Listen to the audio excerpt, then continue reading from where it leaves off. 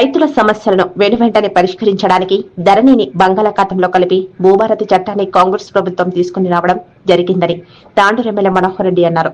తాండూరు నియోజకవర్గంలో యాలల, బషీరాబాద్, తాండూరు మండలాలలో భూభారతి చట్టంపై గ్రామాల్లో అవగాహన కార్యక్రమాలను కూడా నిర్వహించారు.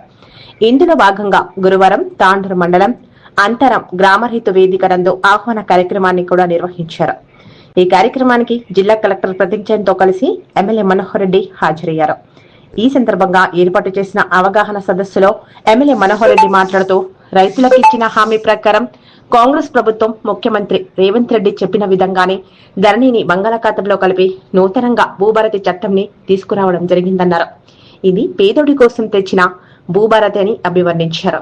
రైతులకు ఎలాంటి సమస్యలు ఉండకుండా ఈ భూభారతి చట్టం నిక్షపాతకంగా పనిచేస్తుందన్నారు. ఎలక్షన్ లో చెప్పిన మాట ప్రకారం ముఖ్యమంత్రి రేవంత్ రెడ్డి ధరణిని తీసేసి కొత్త చట్టం కోసం కమిటీ వేసి మేధావులతో చర్చించి రైతుల మేలు కోసం తెచ్చిందే ఈ భూభారత్ అని అన్నారు. ఈ భూ సమస్యలు పరిష్కరించేందుకు గ్రామాలలో అధికారులు వస్తారని, ఇక మీదట గ్రామంలో భూ సమస్యలు రాకుండా చూడడమే ఈ భూభారతి చట్టం అని అన్నారు. అలాగే జిల్లా కలెక్టర్ ప్రతీక్ జైన్ మాట్లాడుతూ ధరణి కన్నా భూభారతి చట్టం ఎంతగానో రైతులకు ఉపయోగకరంగా ఉందన్నారు. భూభారతి చట్టం ద్వారా రైతుల సమస్యలను వెనువెంటనే పరిష్కరించేందుకు వీలుగా ఉంటుందన్నారు. గతంలో వికారాబాద్ జిల్లాలో అనేక సమస్యలు ఉండేవని 50% పరిష్కారం అయ్యాయని అన్నారు. ఇక మీదట ఈ చట్టం ద్వారా రైతులు తమ దగ్గరే ఉన్న అధికారంతోనే సమస్యలను పరిష్కరించే విధంగా ఈ చట్టంలో చర్యలు ఉన్నాయన్నారు. ప్రతి ఒక్కరూ ఈ చట్టంపై అవగాహన పెంచుకోవాలన్నారు. ఈ కార్యక్రమంలో అదనపు కలెక్టర్ లింగానాయక్, స్థానిక ఎంఆర్ఓలు, రైతులు తదితరులున్నారు.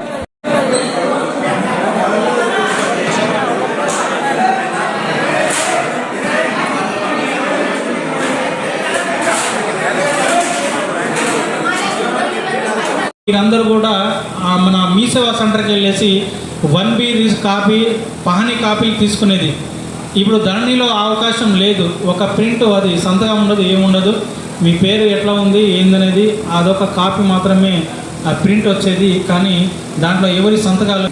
అదేవిధంగా మనకు ఈ సన్నకారు, చిన్నకారు రైతులు, మహిళలకు, ఏమైనా బీదాలో ఉన్న వాళ్ళకి ఇప్పుడు ఎంఆర్ఓ దగ్గర నుంచి జరిగిన తప్పుల సవరణ చేయడానికి ఆర్డీఓ దగ్గర అప్పీలు, కలెక్టర్ దగ్గర అప్పీలు, అలాంటివి చేయడానికి వకీలు ఎవరికైనా అవసరం ఉంచబడింది.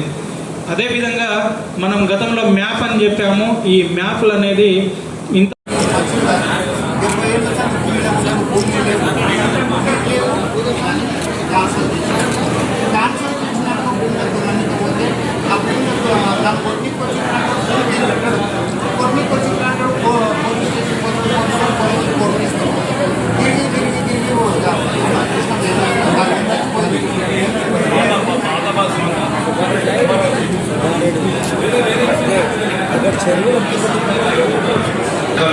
జరిగింది.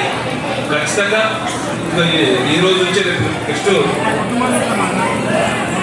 మే నుంచి మన గ్రామాలకు మళ్ళీ ఒకసారి ఈరోజు మండలంలో ఒక సమస్య మీటింగ్ జరుగుతుంది. మన గ్రామంలో కూడా ఒకసారి వెళ్తాం. దాంట్లో సమస్యలు అన్ని కూడా పరిస్థితి.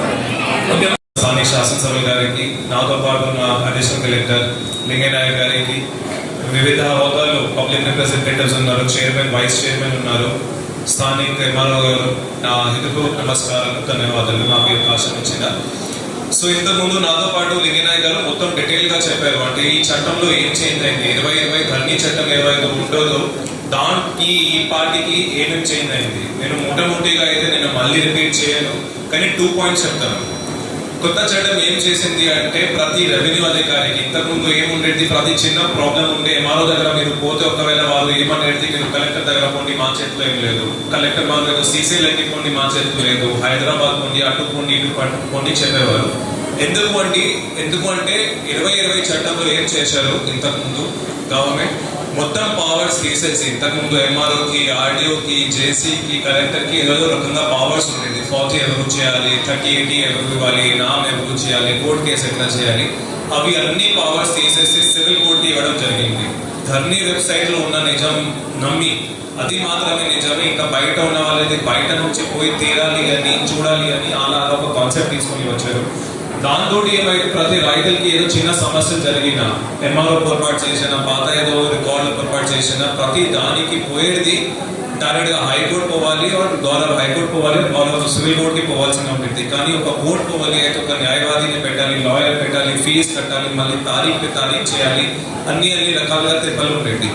కానీ ఇప్పుడు రెవెన్యూ దగ్గర పోతే అక్కడ పటేలు ఉంటారు, పటయాలు ఉంటారు, లోకల్గా స్థానికులు ఎంఆర్ఓ ఉంటాడు, ఒక అందుబాటులో ఉంటారు.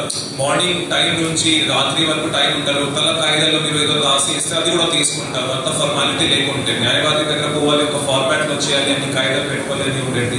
అలాగా సమస్యలతోటి ఏమైంది, ఆ భూమికి ఒక ప్రాబ్లం భ్రమం వచ్చింది. అంటే మా భూమి మాకే ఉందా, కనీసం ఎక్కడికి పోయింది, ఇంతకుముందు ఎవరు చెప్పారు, రాత్రి పేరు చేంజ్ అయితే రకరకాలుగా ఇష్యూస్ ఉండేది. కాబట్టి కొత్త చట్టం తీసుకుని వచ్చి ఏం చేశారు, మా అధికారాలు ఇచ్చారు, అన్ని రెవెన్యూ అధికారులు. నేను కలెక్టర్ గా చెప్తున్నాను, రెవెన్యూ ఎంఆర్ఓకి కావచ్చు, ఆర్డీఓకి కావచ్చు, జాయింట్ కలెక్టర్కి కొన్ని పవర్స్ మళ్ళీ తిరిగి ఇచ్చారు. దాంతో ఏమైంది, నేను జాయిన్ అయిన రోజు ఇంచుమించు నేను 10 నెలల క్రితం జాయిన్ అయిన వికారాబాద్కి బదిలీ అయ్యి, అప్పుడు ఈ జిల్లాలో చూస్తే 15,000 అప్లికేషన్స్ పెండింగ్ ఉండేది అనమాట. 15,000, 15,000 అప్లికేషన్. ఈ పార్టీ చూస్తే 5,000 చిల్లర అప్లికేషన్స్ పెండింగ్ ఉన్నాయి. ఎందుకు 10 మంత్లో 10,000 అప్లికేషన్ తగ్గించారు. ఆ 10,000 అప్లికేషన్ తగ్గించేది దానికి అర్థమంటే ఏదో ఒక 10,000 మనుషులకి మనము పాస్బుక్ ఇచ్చేవాళ్ళు అయ్యాము అని. ఎందుకు అయ్యాము, నాకు ఉన్న ప్రతి పవర్ నేను 10,000 అప్లికేషన్ చూడాలి, నాకు కూడా టైం పడుతుంది. నేను 50, 60, 100 అప్లికేషన్ చూడగలుగుతాను. కానీ నా నుంచి తీసేసి కొన్ని అప్లికేషన్స్ ఎంఆర్ఓకి ఇవ్వడం జరిగింది, కొన్ని ఆడియోకి ఇవ్వడం జరిగింది, కొన్ని జేసీకి ఇవ్వడం జరిగింది. దాంతో ఒక మంచి చేసిన పని ఒక 20 మంది చేశారు. దాంతో మెల్లగా అయితే తగ్గిపోయింది. ఇది 5,000 అప్లికేషన్స్ ఇంకా ఏవైతే ఉన్నాయో మీరు ఎలాగో మాతోటి సేకరించారు, ఇంకా 1 or 2 months 2 నెలల్లో అవి కూడా పూర్తిగా కంప్లీట్ చేసి మన జిల్లాల్లో, మన ప్రాంతాల్లో భూ సమస్య లేకుండా ఏదో గవర్నమెంట్ నిర్ణయం చేసింది. భూ సమస్యలు ఉండకూడదు. భూమి అంటే ఒక ఎమోషన్, ఒక భావన ఉంటుంది, రైతులకి ఒక అటాచ్మెంట్ ఉంటుంది. కాబట్టి కొట్లాటలు కూడా అవుతాయి, క్రైమ్ కూడా ఉంటాయి. అది చేయాలి అయితే ఖచ్చితంగా ఈ పరిష్కారం మనం పర్మనెంట్ గా సెటిల్ చేయాలి అనే ఉద్దేశంతో, నిర్ణయంతో, నిష్ఠతోటి ముందుగా వచ్చింది. యాజ్ అ కలెక్టర్ గా నేను కూడా మన సమక్షంలో, మీ సమక్షంలో, స్థానిక శాసనసభల సమక్షంలో నేను కూడా చెప్తున్నాను, మన మొత్తం రెవెన్యూ యంత్రాంగం మీ దగ్గరనే వస్తుంది. ఊరికి వస్తాము. మనము కూడా మీకు ఉన్న 10-25 అప్లికేషన్స్ ఉంటాయి, అది తీసుకొని క్రమబద్ధంగా, టైంబద్ధంగా మనము అది పూర్తి చేయడానికి ట్రై చేస్తాము. ఈ రోజు కూడా అవగాహన సదస్సు మేము ఎలాగో మీకు అవగాహన కల్పిస్తున్నాము, మీరు కూడా మాకు అవగాహన కల్పించండి. మీ ఇష్యూస్ ఏమున్నాయి, ఫలానా ఊళ్ళో వారికి పాస్బుక్ రాలేదు, అప్పుడు నుంచి పాస్బుక్ రాలేదు, 10 సార్లు ఇది అయింది, అది కూడా మీరు ఈ రోజు పోయినప్పుడు హెల్ప్ డెస్క్ లో రాసి పోండి. ఖచ్చితంగా మేము అంటే కలెక్టరేట్ లో ప్రతి ఈవినింగ్ లో మనం మొత్తం లెక్క పెట్టుకుంటాము, ఏ రూమ్ నుంచి ఎవరికి ఏం సమస్య ఉంది, అది ఏ మాడ్యూల్ లో ఎట్లా చేయాలి అని. బికాస్ మన ప్రతి ఈ ఫస్ట్ ఇంట్లో కూర్చొని ధరని ఏ విధంగా చేస్తే బాగుంటుంది, ఒక కుటుంబం ఏ విధంగా బాగుపడాలో ఆ కుటుంబంకి అనుగుణంగా తీసుకొచ్చినటువంటి ధరని అని చెప్పి గ్రామాన ఆ రోజు మనం చెప్పినాం. ఖచ్చితంగా మీరు మళ్ళీ కాంగ్రెస్ పార్టీని ఆశీర్వదించండి. ఇప్పుడు వాళ్ళు తీసుకొచ్చినటువంటి ధరణిని బంగాళాఖాతంలో కలుపుదాం. ఇది ఎంతో మంది రైతుల ఉసురు పుట్టింది. రైతులకు తెల్లారే రాత్రికి రాత్రే టైటిల్ చేంజ్ చేసుకున్నారు.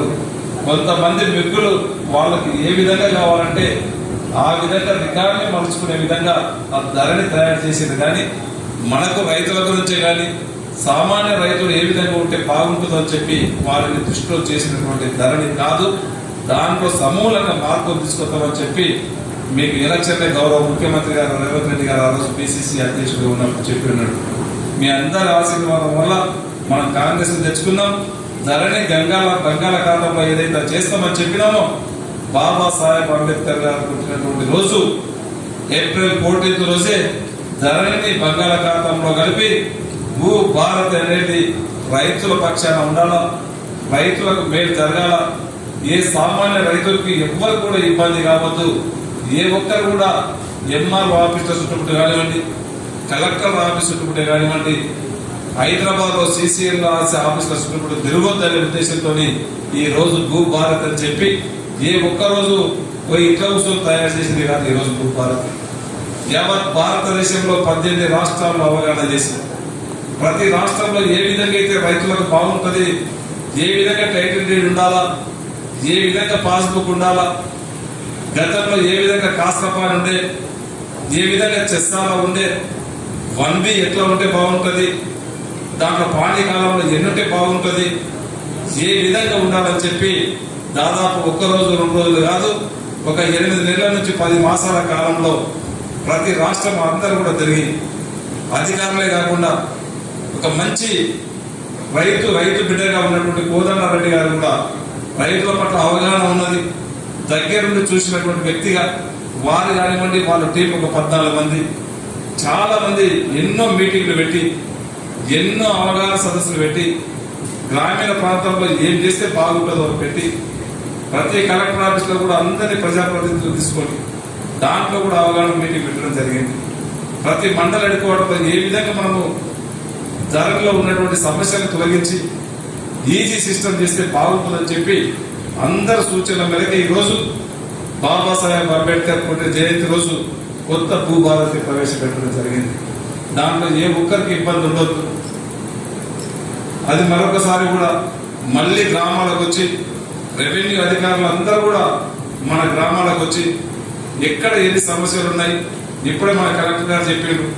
గతంలో మన కలెక్టర్ గారు రాకముందు 15,000 అప్లికేషన్లు పెండింగ్ ఉన్నాయి మన దగ్గర. తరిగినవి ఒక్కొక్కటి రోజు 16-17 గంటలు పనిచేసి దాదాపు 9,000 నుంచి 10,000 అప్లికేషన్స్ ఇప్పటికీ క్లియర్ రావడం జరిగింది. ఇంకా 5-6,000 అప్లికేషన్స్ మన జిల్లాలో, వికారాబాద్ జిల్లాలో ఉన్నాయి. దాంట్లో తాండూరు కూడా 700-1000 వరకు ఉండొచ్చు.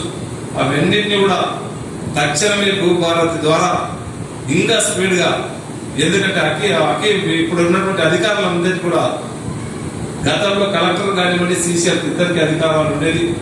ఈ రోజు గతంలో ఏ విధంగా అయితే ఎంఆర్ఓ దగ్గర, మనం పోతుంటే తహసీల్దార్ దగ్గర మనం భూమి రిజిస్ట్రేషన్ అయిపోయిన తర్వాత మనకు కొటేషన్ కావాలంటే ఒక దరఖాస్తు పెడితే ఆనే ఎంఆర్ఓ దగ్గర. ఈ రోజు ఆ సిస్టమ్ ఉన్నా చాలా ఇబ్బందికరం. మర్చిపోయి ఏదైనా పేరు తప్పున్నా అది అయ్యే విధంగా కాదు. ఏది ఉంటే అదే మిస్టేక్ లో ఏదైనా టైప్ మిస్టేక్ వచ్చి టైప్ లో వేరే పేరు వచ్చినా కానీ దాన్ని మార్పులు చేర్పులు చేసుకునే అవకాశం కూడా దానిలో లేకుండా అవన్నీ కూడా సమూలంగా మార్చి సమూలంగా ప్రతి రైతుకు అందుబాటులో ఉండే విధంగా జూన్ నుంచి ప్రతి మండలంలో ఈ భూభారతి ప్రవేశపెట్టబోతా ఉన్నాం.